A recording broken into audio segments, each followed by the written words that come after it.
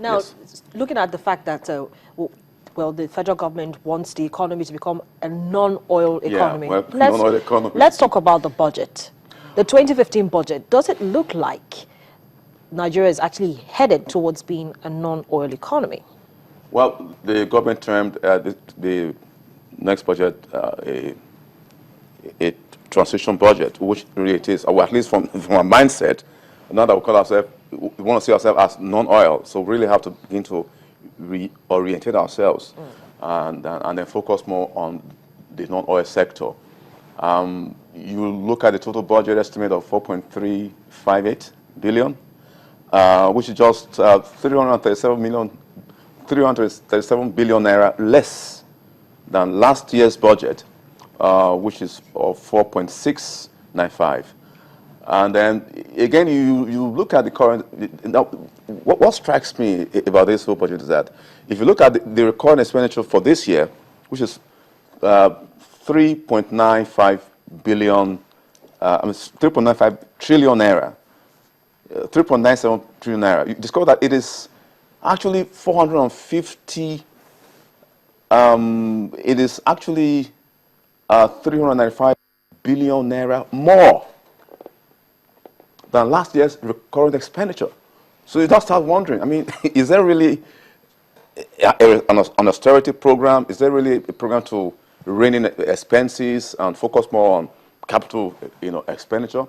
So even though we said we're in a transition, we want to focus on non-oil sector and all that, you discover that, in my personal opinion, this is actually an election year budget. And the government doesn't want to rock the boat. The government hasn't touched the recurrent spending is intact. In fact, it has been increased above last year's by 395 billion naira.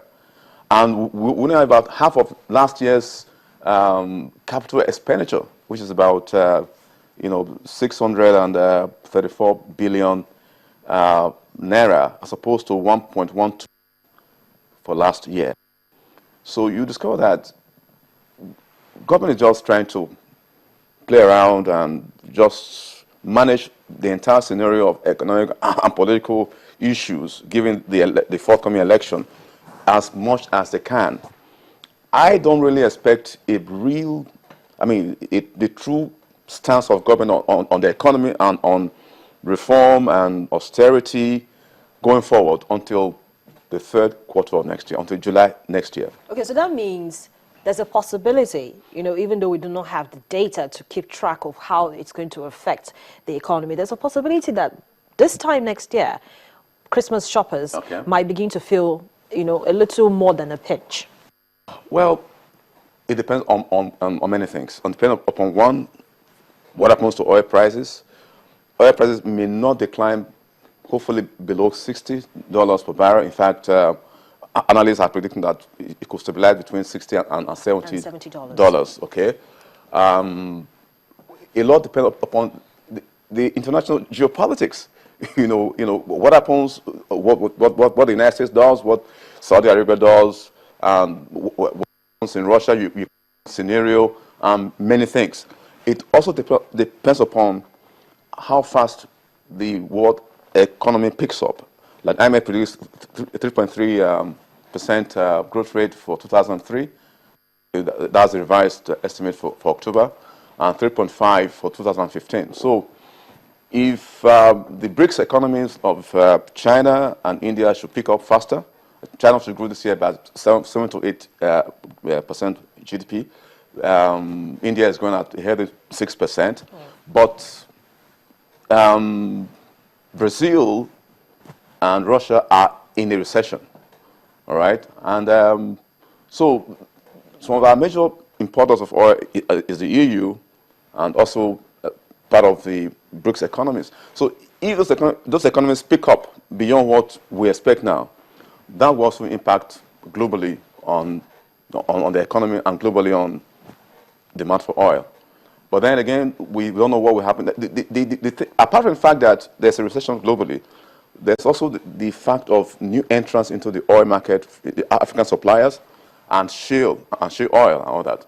So there are a whole lot of dynamics, and we really cannot say what exactly will happen by mid next year or by first, fourth quarter next year. But certainly, we don't expect oil prices to fall below $80 per barrel. Which is the reason why the Ministry of Finance says Nigerians have to tighten their belts further, because we are expecting the unexpected.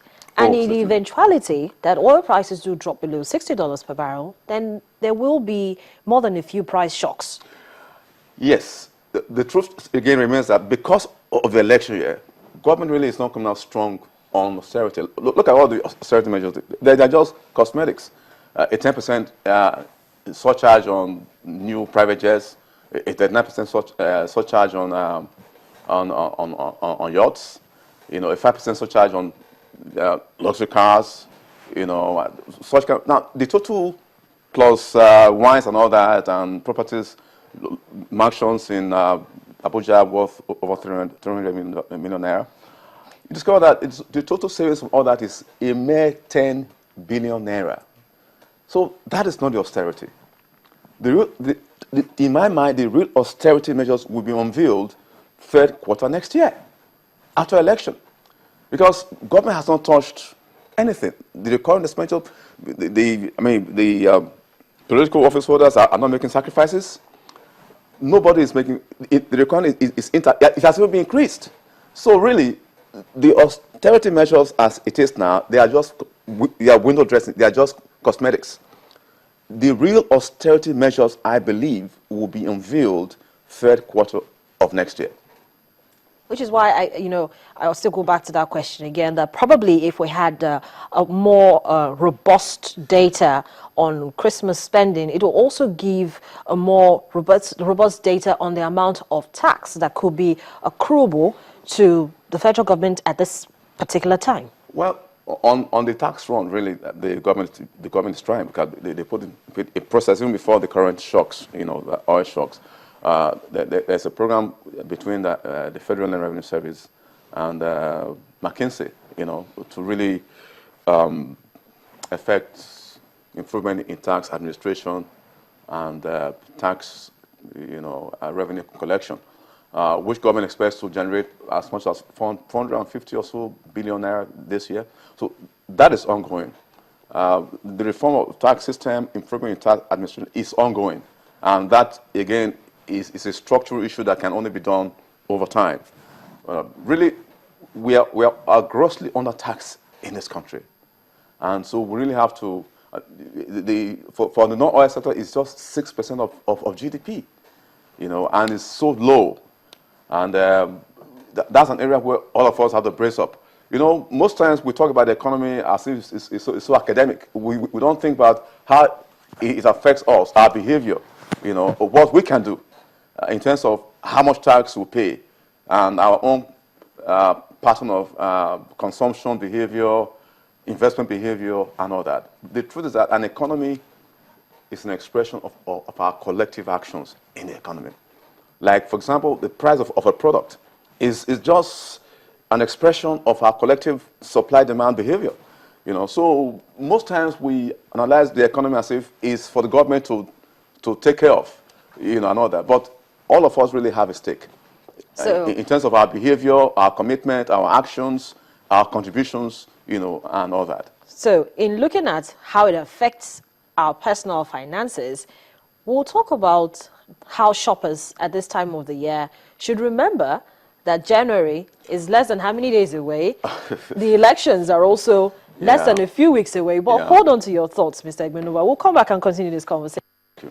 You're watching Business Morning on Channels Television, and on the program today, we're looking at the economics of the festive season. My guest has been a business development consultant and an economist, Mr. Paul Igbenova. He's still going to be here with me in the studio when I return in just a moment. Please join me again.